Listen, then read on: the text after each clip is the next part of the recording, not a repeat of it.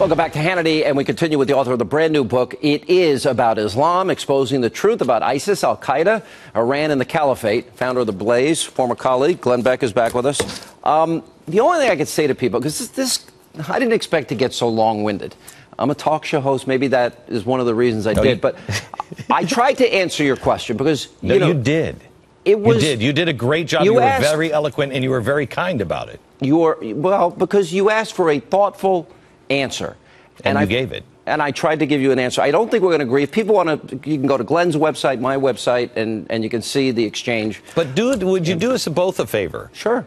Not you. Have people do both of us a favor and remain civil. Why can't we have a civil discourse? I mean, Sean, I asked questions of Sean. He answered back and asked questions of me, and it was civil, and we're friends. And we've got to be able to, as a country, pull together and be decent to one another and not say, you're the enemy, you're the traitor. It's ridiculous. I think that's good advice, but people's emotions run high. And one of the great things about this country is you can say whatever you want about a public figure, and we have to take it because we're in the business. Yes. And if you can't handle it, then you probably don't belong here. True. You feel the same way I do. I think America's on the precipice. I think we can become Greece. I think without America on the world stage leading, I think the world's in trouble. I worry about this Iranian deal. I worry about the geopolitical ambitions of Putin and the Chinese. I worry about our deteriorating relationship with Israel. So these are important questions we're going to examine in the next 5.5 months. Yeah. If we don't get a good candidate, I'm not sure we recover. You agree or disagree? Oh, I think, Sean, I think that, in the coming 24 months, we are going to see dramatic changes in the world. I think we are, to be real honest with you, and I know you're a religious man, I think we are rejecting God so wholeheartedly right now that I don't know he can protect us anymore. When somebody hands a petri dish and it's full of baby parts and they're like, oh, look, it's a boy. And we don't respond. I mean, a lot of people have responded, but imagine that 25 years ago, this country would have gone crazy.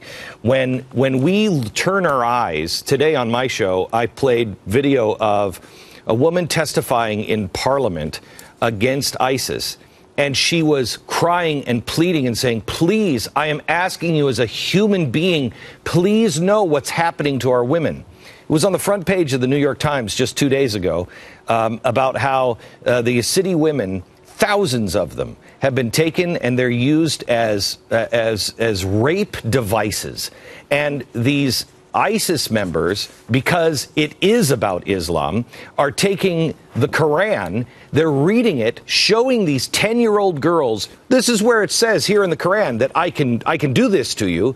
Then they kneel down, pray, violently rape them, and then pray again to thank Allah for it. It's crazy. Let me ask you about the book, because I just started reading it this weekend.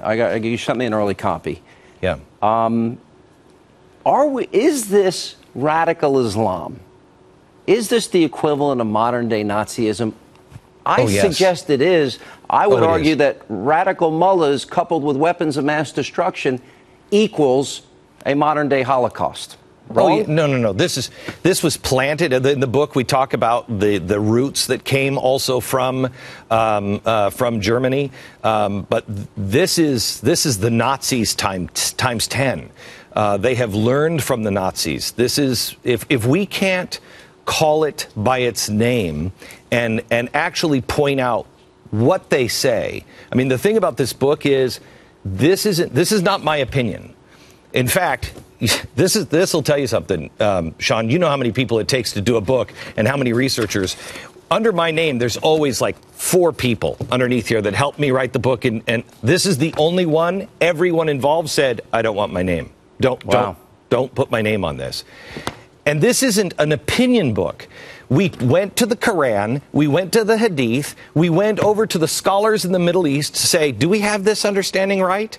And we asked them, what does this mean? Does this give you permission to maim, kill, throw acid on, rape, sell into slavery? Yes, it does. Well, so It's time to stop saying that this isn't about Islam. ISIS is uber Islamic, and it's time it's said. Otherwise, we perish. All right, well said. Glenn Beck, good to have you. Thank you for being with us. Thank you very much.